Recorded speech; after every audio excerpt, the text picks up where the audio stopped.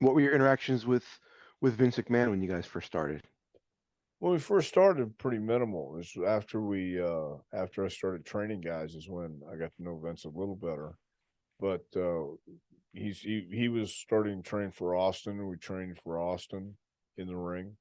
And I got to know him a little bit better that way, and he seemed like just one of the boys, although I knew he wasn't one of the boys. I get it. He was being cordial, he was being friendly, he was being engaging, but I always knew it was Vince. He What was was it he like? was a boss. Yeah. What was it like training Vince McMahon? Because he wasn't actually Bobby Eaton once he was actually No, trained. So what was it like no. a raw first day All, Vince? all he wanted to do was just get in the ring and roll around and wrestle. And he's not very athletic. He's great at lifting weights. He's great at being limber and things like that. But oh my God, locking up with him was like locking up with a crowbar. So, you know, uh, Vince, we just rolled around and we did basic moves, basic movement, and just to get a feel of the ring.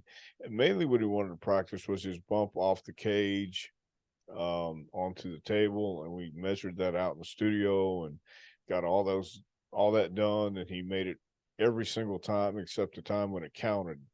Because when he Right. did the match, he landed right on the edge of that table and almost killed himself. It's like, oh my God. But he had a big bruise on his hip, and but you never know because he never put it over. But it was great. It was an experience. It was very cool. He would call sometimes at 11 o'clock at night. So what are you doing, pal? Nothing. What are you doing? You want to go train? It's 11 o'clock at night. Well, sure I do. Yeah, yeah. I'll meet you at the studio. You know. So that it was like that. Maybe 3 times he called and we did that.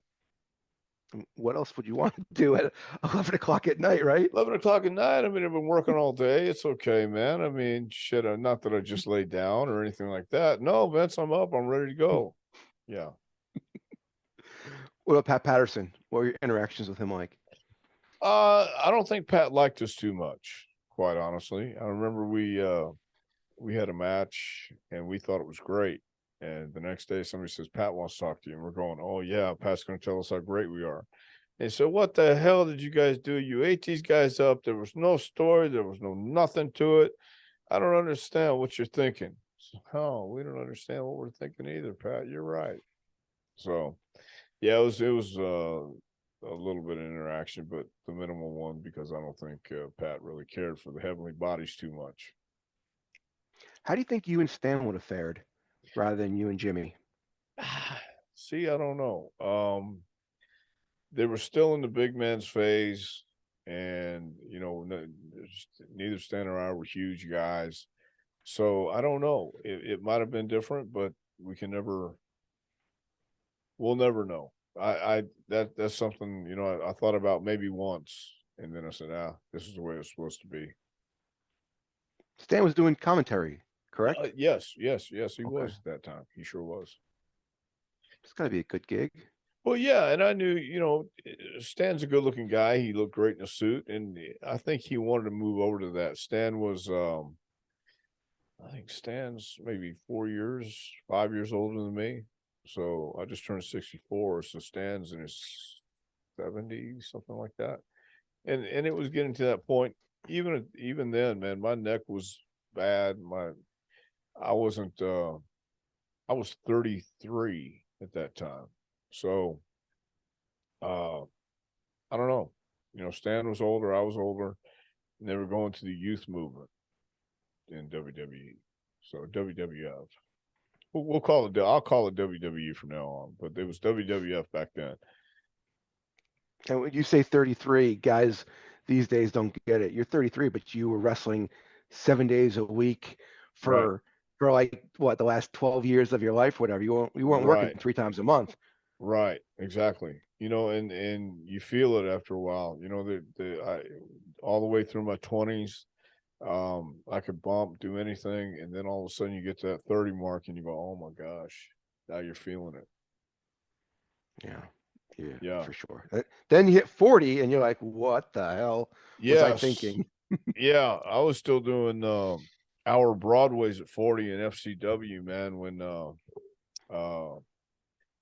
we would do this in FCW Developmental Tampa.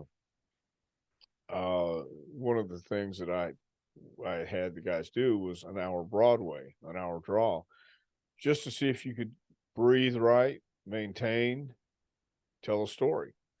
So I would get in the ring with them and I would do an hour Broadway, just to show them this is how you do it. You breathe, you take your time, you tell a story, you don't have to rush. Body language. It's not just the moves you do, it's what you do in between the moves. So, that's how you learn that's how the older veterans could work so long because they knew how to tell stories and they knew how to do it without killing themselves or the guy they're working with. All right. Tom, you always hear the WWF, the WWE style. What would you describe the WWE style? Because, be honest with you, I've never even asked anybody that. That just came to my mind because you would know. Well, I don't know that anybody ever came to me and said this is a WWF style. I think it was just a matter of telling stories and making sure people understood what you're trying to do in the ring. When during the Hogan era, when it was cartoon, cartoon, cartoon, that was the style, and then it changed to back to I guess the easiest way to say it is when the Attitude Era came out. It came out at the right time because people were buying it. People were into it. You had The Rock, you had Stone Cold, you had Hunter, you had was Sean in the Attitude Era, or Yeah. did Sean lose his smile? Mm. Anyway, you Both. know, both.